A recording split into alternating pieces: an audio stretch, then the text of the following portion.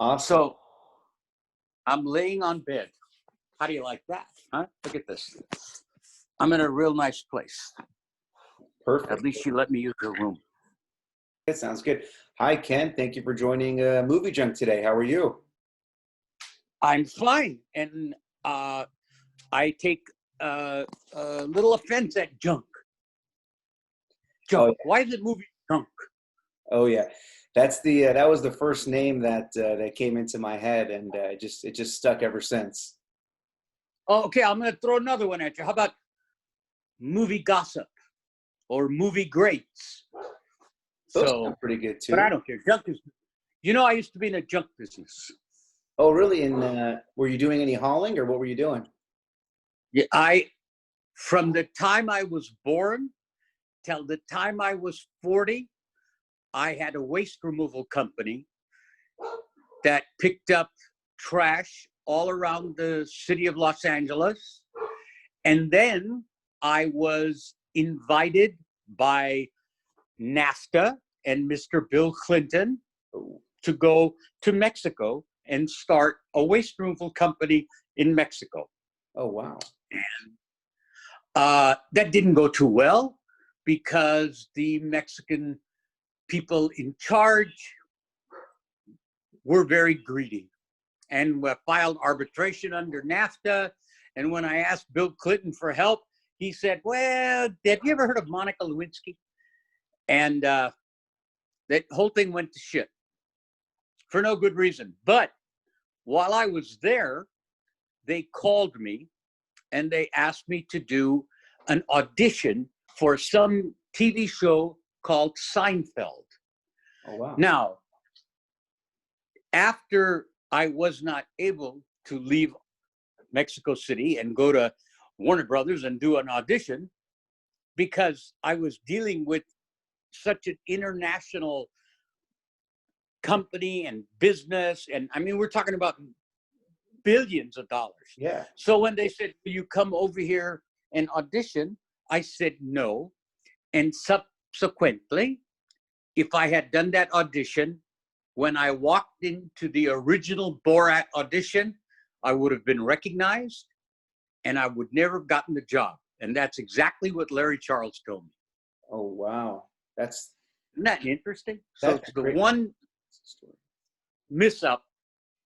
It wasn't even a mess up. It was just a transportation to Warner Brothers was very difficult from Mexico City. So I declined, and look what happened.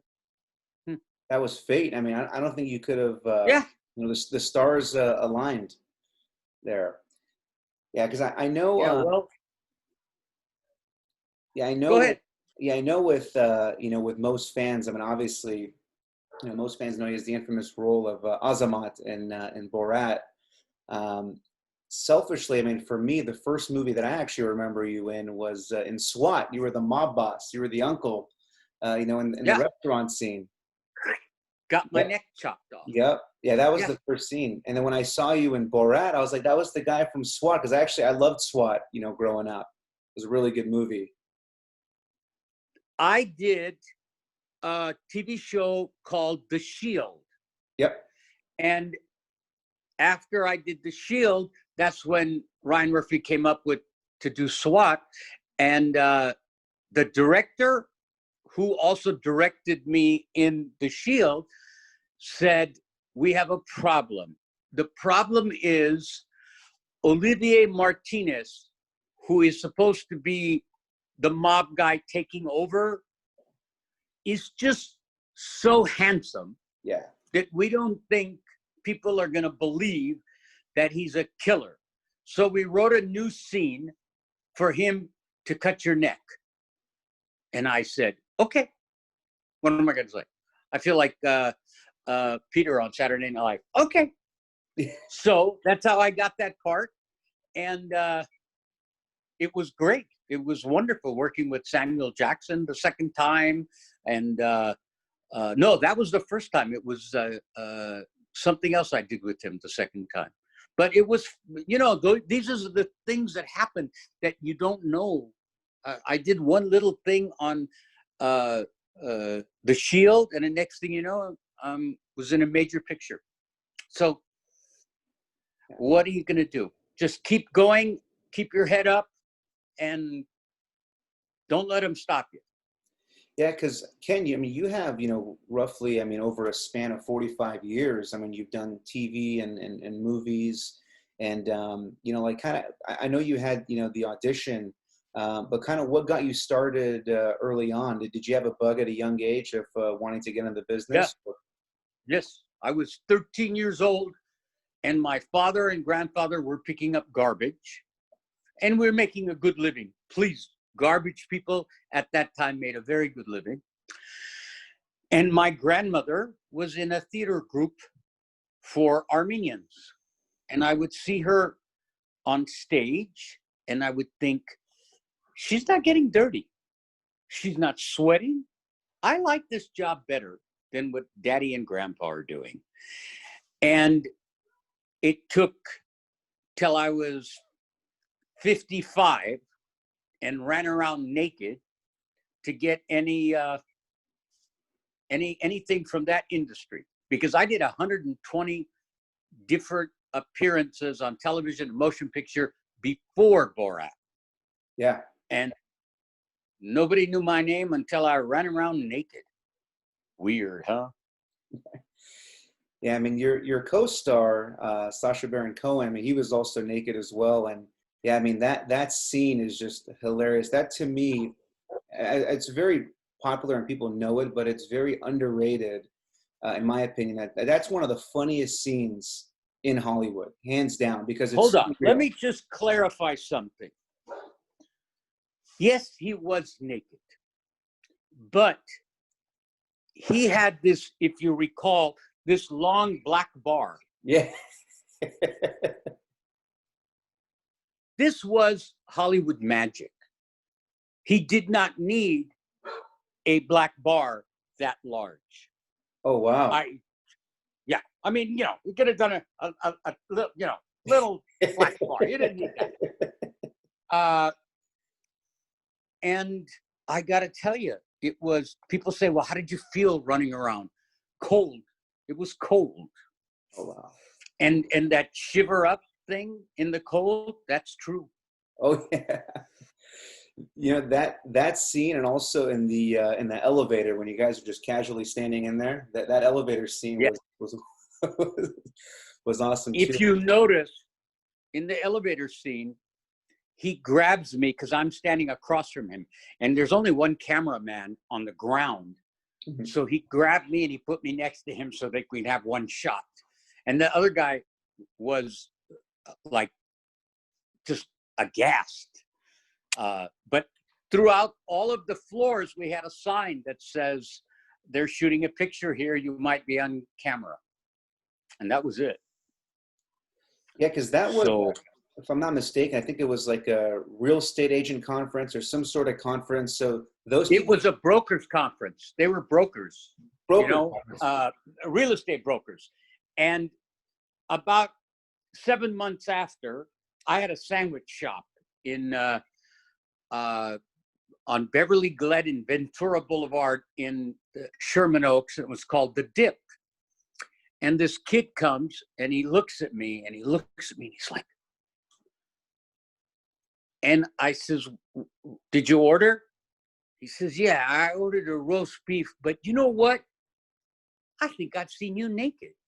And I said, oh, did you saw like a trailer or something, or a screening?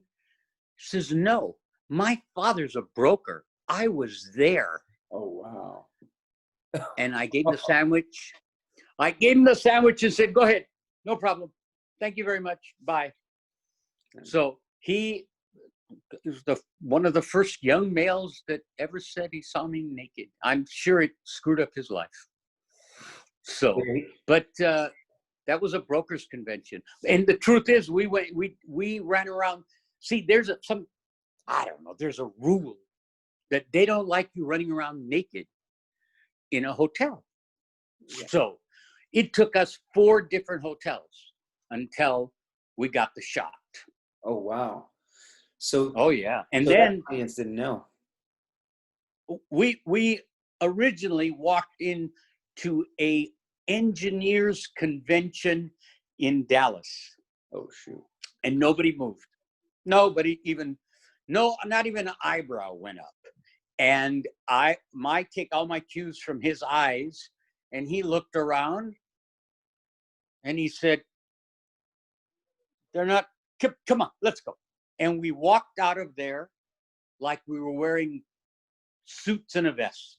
We just walked out very casually, but we were naked. And that was in Dallas. So did you and Sasha have a relationship before meeting on Borat? Like, did you guys work together before at all, or know each other before? Or no. Was that your first time meeting? No. Yeah, first time.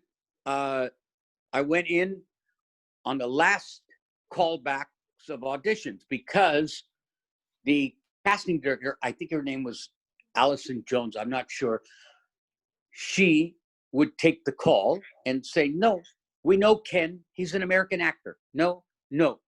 Well, one day we called and it was an associate. And the associate said, "How do you spell that name?" "Oh, he sounds foreign. Let him come in." And I went in wearing the suit, the whole thing, and did my scene. And probably after 30 minutes of an audition, they called in Sasha. And then I did it with him, and I made him laugh. And when it was over, I said, "Okay, guys, if you'd like the audition, give my manager a call." And Larry Charles got up and said, "You blanking fraud." And I said, "Yeah, that's called acting." Wow. And that was it. Yeah, I mean that's one of those roles where I don't think anyone could have played it as good as you, and it was just phenomenal. That's one of my favorite roles that I've acted. If any act that I've seen, it's nonstop funny. Thanks. In my opinion, I think you were actually funnier than Sasha and Borat. Oh, don't say that. Don't say that, because that's why I'm not in the second one. Because I don't want to be funnier than him. I told him I would be his Ed McMahon for the rest of my life. But apparently he found a beautiful woman, and that's it. It's his sister, I guess. I don't know who she is. But no, she's a Romanian actress for Borat too. And I guess she was, I haven't seen the movie, but I was told that she was good. She was funny. Were you approached to reprise your role in the second Borat? Yes. On there. Yes. I didn't think they offered me enough money. And also, they didn't say it was Borat 2. They said, "Sasha's doing a big movie, and there's a small part for Borat and Azamat, and he wants you to come back and play Azamat." And I said, "I thought there's going to be a Borat 2.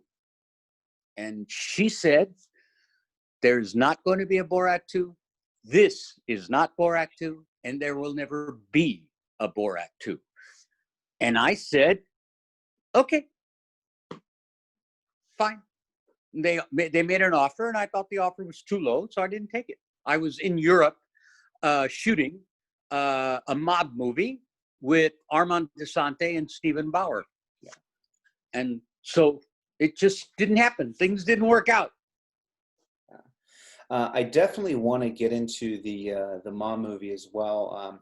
But yeah, I mean, that's part of the I actually haven't seen Borat 2 yet because to be honest, when I heard that you weren't in it, it just I'm going to see it. I'm going to get to it. But Azamat was one of my favorite characters, so it's made me a little bit more hesitant. But I will see it just to give it the benefit of the doubt. But yeah, no, that's unfortunate. Who knows? Maybe if this does well, and if they make a 3, they have to bring you back, and if there's enough uproar, we'll see. Well, according to friends that called me, I'm dead, and okay. I'm a chair. I really don't know. All I know is I thought I wasn't in it. So, Yeah. and I don't feel, it's a business deal. They offered, I said no. They didn't offer another thing, and that's all there is to it. Yeah. I did want to also jump to another one of my favorite TV shows, because you were also, and you mentioned, being Armenian, and you were in Ray Donovan, with the Minasian family, and Yeah. and I loved Ray Donovan, and that's one of my favorite shows. I just wanted to ask, kind of, what was that experience like? It was like having a hard on for 2 weeks, 3 weeks. It was just great.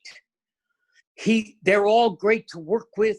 It was exciting. I loved playing a mobster, and I played a mobster all my life before Borat, and I'm up for another role that's a mobster. But I kind of like it. I like in Mayfair, I changed the role from a guy named Ira to a guy named Armand. So I made him Armenian, and it's easier for me. It's I could use more ad libs, and I feel more comfortable.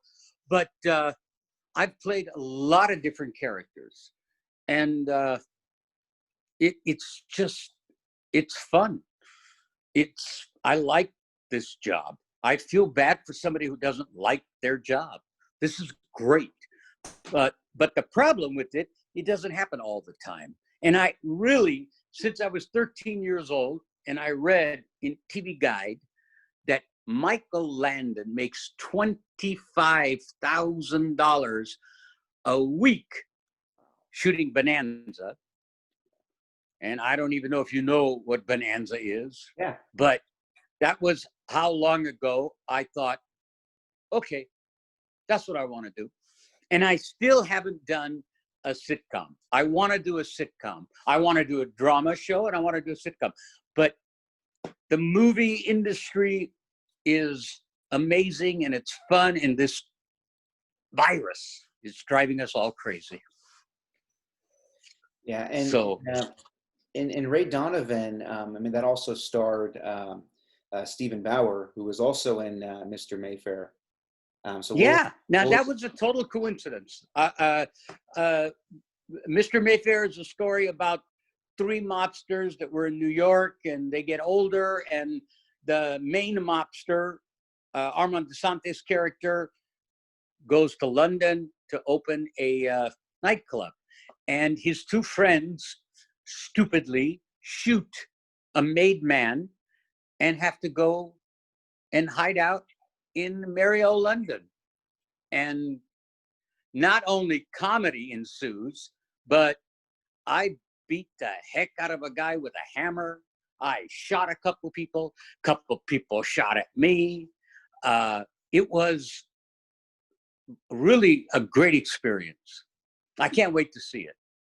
Yeah, I'm looking forward to seeing it as well. I mean, Armand Assante, I mean, I loved him in I mean, everything that he's done, but Gotti, and that's, in my opinion, that's probably one of the most accurate depictions of that life that I've seen on camera. I mean, obviously there's movies like Goodfellas and Casino, The Irishman, but Gotti was really, really good, and Armand Assante was amazing, and I want to see him in more mob roles. So that's why I'm really looking forward to seeing this. Did you see The Irishman? Absolutely. Maybe 20 times. Okay. So I went to a private podcast that De Niro was the guest. So he says that they had this little machine pointing at my face, and it made him look younger. That's how they were able to do the movie. They had one on each character, and they made them look younger. So he says, I see a guy go up to Marty and whisper something in his ear. And Marty says, you go tell him. So the guy comes to me and he says, Mr. Pacino, you need to get up off the bed like you're 30. And Pacino had a few choice words to say. And he says, your machine is making me look younger. Tell your machine to get me up. So it was, I mean, he's like a, I don't know, an idol, a hero. What I would love to do is be in a movie directed by Scorsese with these guys. I mean, one line would be enough. Yeah. So that they are the cool people right now. First of all, that Al Pacino accent was amazing. That was really good. Thank you. And that's every actor I do sounds like this. That's awesome. I actually just recently interviewed Robert Finaro, who was Eugene in Sopranos. He was also in The Irishman. He was the guy that introduced Frank Sheeran to Skinny Razor in the beginning scene.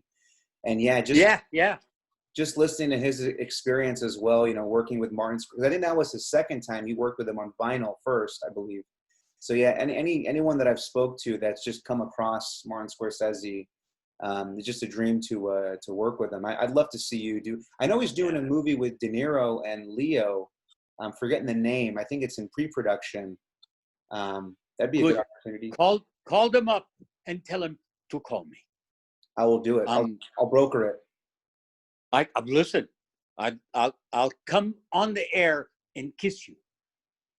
Awesome. After COVID, after this ridiculous virus. I'm looking forward to it. Ken, I also wanted to ask because you know, you sneakily are also on a very popular TV show that was first on YouTube and then now on Netflix called Cobra Kai. You snuck in on us there playing Armand. You're the landlord, you know, going to these you know, wealthy country clubs, and you were in the first two seasons. What was that? Having lobster. Let me tell you. They said they want you to do this YouTube thing. All right, YouTube thing. That means YouTube thing. There's a lot of young people. That's good. I'm semi-old, so that's good. I do something with young people. I said, what is it? It's something about Karate Kid. I said, oh, I like Karate Kid. I remember Karate Kid because I took my kids to see Karate Kid. But these guys got to be older. So I went over there all the way. I'm an Armenian guy playing an Armenian guy who lives in the valley, and I'm playing somebody who lives in the valley. And I go all the way to Atlanta, and we're having lobster for lunch. I'm staying at the best hotel. I mean, I'm being paid a lot of money. I said, listen, this is supposed to be YouTube. She says, but it's Google money. I said, okay, it's Google money. I did the first season. Then I went back for the second season. Then I went back for the third season, but it was on YouTube, the first two. So I watched the episode that I was in. I told my kids, watch the episode. So when it was on Netflix, I'm telling you, I binge watched both seasons in less than 4 days. That's all I watched. Right now I'm doing it with West Wing, but I had already seen West Wing. But this, I just thought it was just so well written and well acted that I thought, okay, I was in, but it's nothing. They were great. The storyline's great. I cried watching scenes that I was not in. I mean, and then they had scenes with Miyagi, and I'm not supposed to tell you this, but my son opened up a CBD store, and it's not open yet. They're still working on it, but it's called Mr. Miyagi CBD, and all of his first customers are getting a bonsai tree. Oh, wow. I mean, I love the show. I thought it was so well done. I've already called them and said, I want to take karate lessons. I want to, more or less, I'm saying I want to be more on the show, because the show is just amazing. Yeah. So I offered. let's see if they take me up on it. Yeah, no, that's amazing because yeah, I mean, it was on YouTube Red originally, and I mean, I binge watched the first season, the second season when they came out on YouTube, and then they just arrived on Netflix, a few months ago, and then it's like to everyone, it's a whole new show. But I was like, I've been telling you guys about Cobra Kai, and we're so lucky that season 3 is coming out in January, so we don't got to wait too long. And we're so lucky we're shooting season 4 in a couple of months. Yeah, it says season 4 is back in training. I know the creators and writers wrote that they've outlined the first or the 10 episodes, so that now they're going to start script writing. So that's exciting.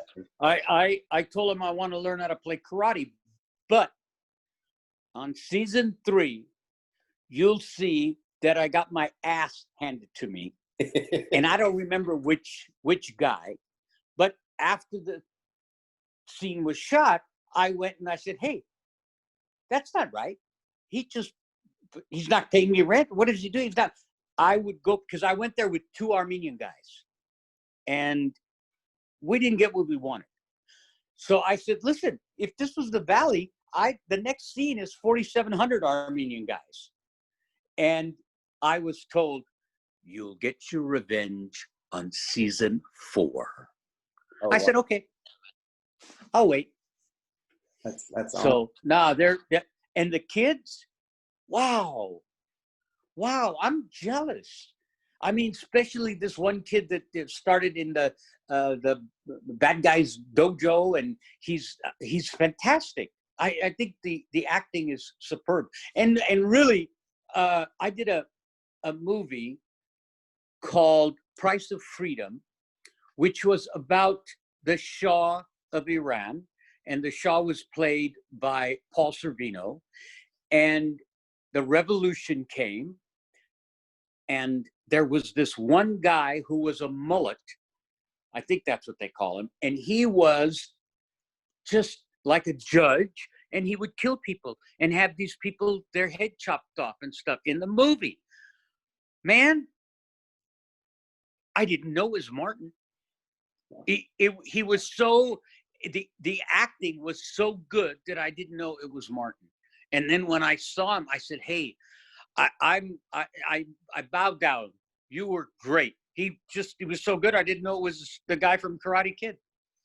And now he's back on Karate Kid, and he's doing commercials for tax credits and stuff. So it's worked for everybody. It's a great show. What's amazing is, I mean, there's a very popular phrase, between you and Johnny, this handshake deal that you guys had, that Kreese eventually took over, and that's how we got the dojo. But I don't know if you realize this, or maybe you do, but in Ray Donovan, I think it was episode 5, that episode was called Handshake Deal. So that's why when I heard about that, I was like, yeah, and Ray Donovan, and then in Cobra Kai, Handshake Deal. It's just I don't know if those two had anything. It's just something that I noticed between the two. Only a movie buff like you would know that. We're like, do this scene. How am I acting? Let's go next. But that's great. I didn't know that, and that's a good way for the 2 producers to introduce Ken, the handshake deal.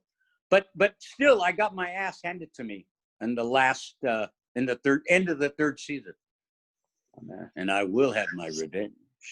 Oh, I can't wait to see that. And I wonder what's going to happen if something that Johnny's involved with, or if Kreese gets his revenge. I'm excited to see it. We're almost there. A few more months to go. Yeah.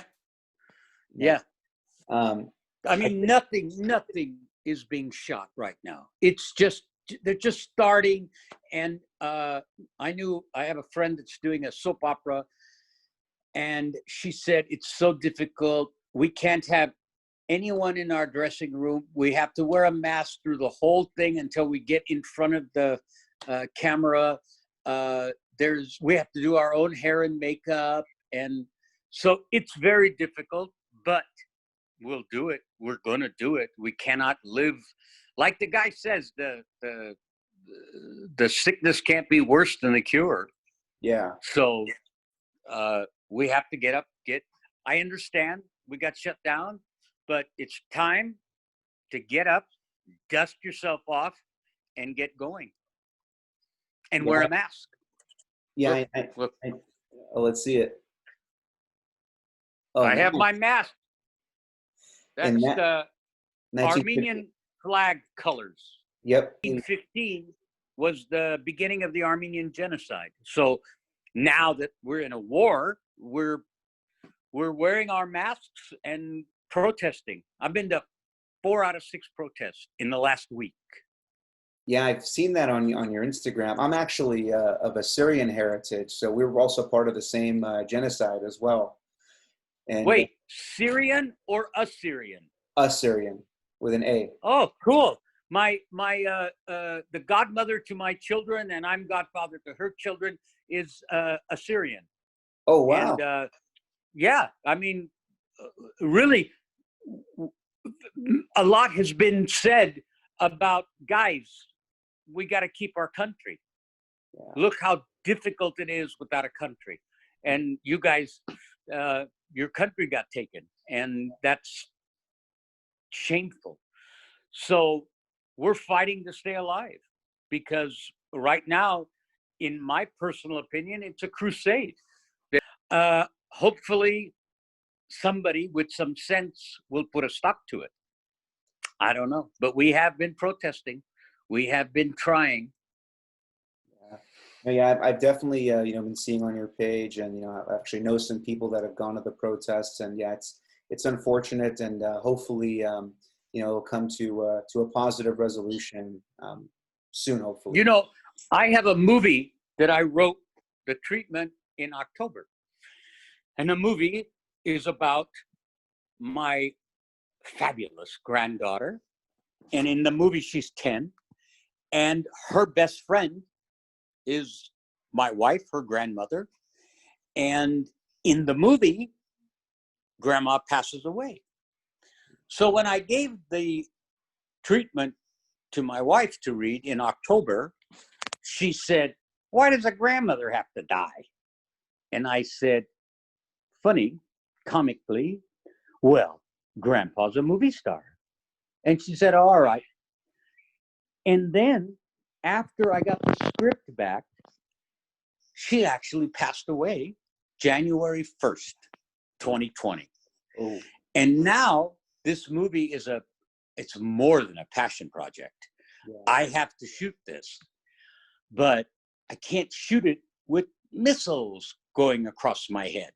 So this war has to come to an end so I can shoot my movie, if for no other reason than saving a bunch of lives and shooting my movie.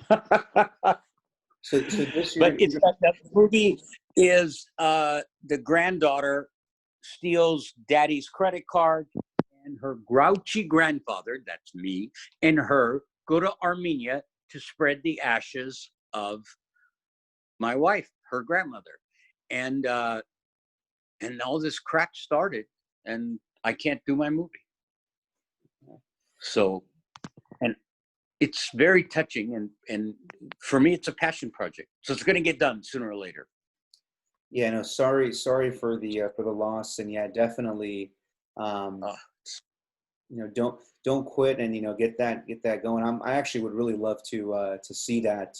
Yeah, hopefully when things get safer, where you can travel and shoot, like that as well. And I know a lot of times where you can find comparable or similar type views, but a movie like that needs to be shot in the home. No, it does.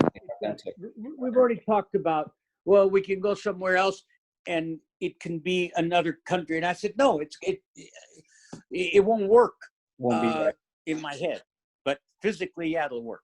We can make another country Armenia, or we can say she was Syrian or Lebanese, and everywhere they're fighting. Yeah. I mean, I don't want to make it Hawaii, but that's about the only place he's not starting trouble. So if you I will wait. Yeah, if you decide to shoot the movie in Hawaii and you need a stand-in, let me know. I'll be happy to be a stand-in in the movie. I've never been to Hawaii. Hey, I shot a movie there called You May Not Kiss the Bride. And the bride was gorgeous, gorgeous woman. It was David Annabelle, and he played the son-in-law. And Kathy Bates was in the movie, and Rob Schneider was in the movie, and I played the mobster from Syria that wanted my daughter to marry this guy just so she can get the paperwork. But then they really fell in love. So what are you going to do? And it was a very cute movie, and we shot it in Hawaii. And I got to tell you, it's very good when your director is a surfer. Oh, yeah. And so he'd go out there and surf. So we didn't have no, 5 o'clock call times, because call times had to be after surfing.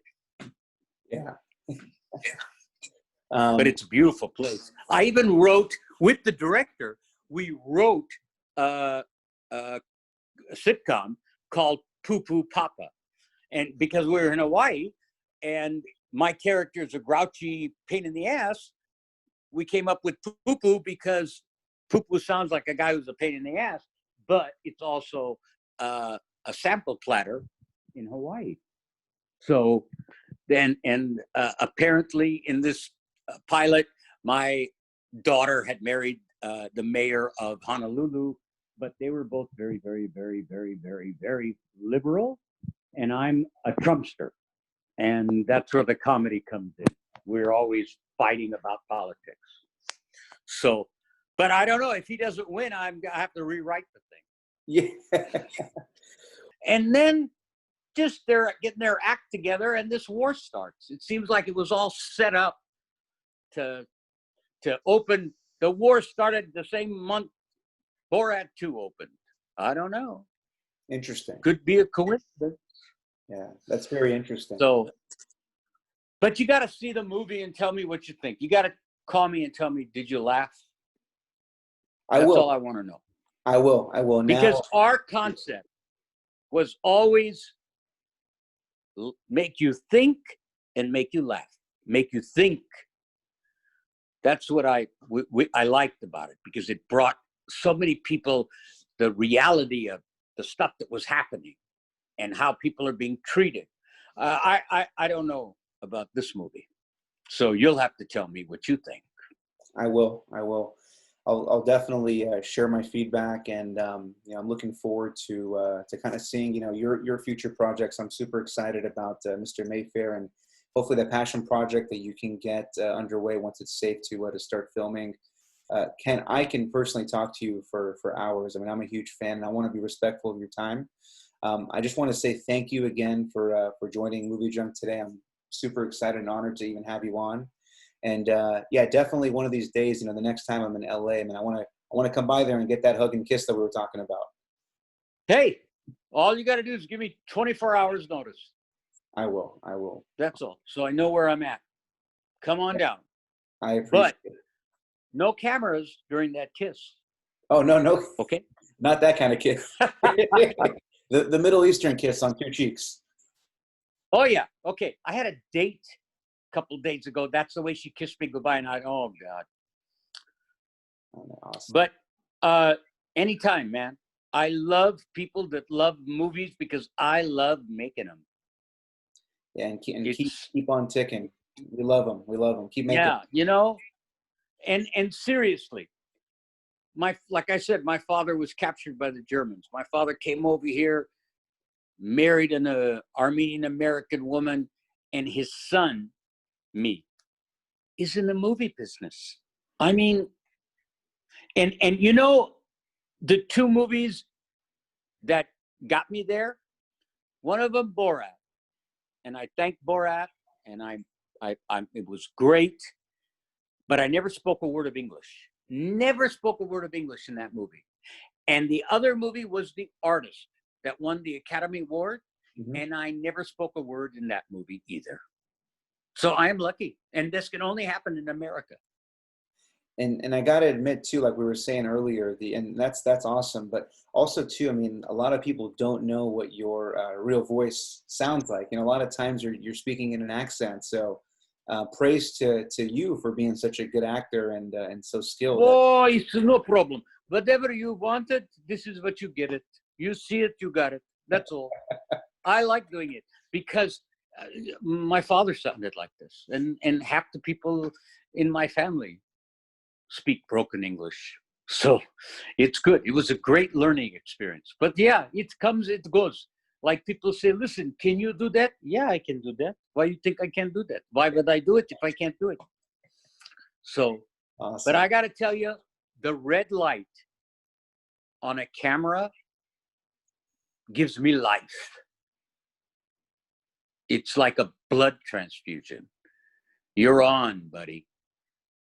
So, and I appreciate you and everyone else that loves movies and takes the time to figure out how they work, and to thank the people. Because I got to tell you, if I was doing an interview thing, I would have interviewed like some big superstar, not some short, fat, naked guy. But I appreciate it. Well, I like to interview, folks I'm a fan of, and obviously, I mean, I'm a huge fan of yours. So it's my honor for you to even be on MovieJunk. So thank you again, and hopefully we can do this again. And looking forward to meeting you one of these days. Yeah, let's do this after you see Mayfair. Perfect. And Mayfair is going to be available to stream in. I don't know, Hulu or Netflix or Amazon. I have no idea where it's going. And I even called today and said, listen, I'm doing an interview. Do you have any new news? And then I never checked. So I'll let you know when I find out. Yep, and then we'll share the link on the page as well too, so fans can know where to go to see it. Thank awesome. you. Thank you very much, Ken. Take care and enjoy the rest of your evening. Thank you very much. Have a good one. You too. Cheers.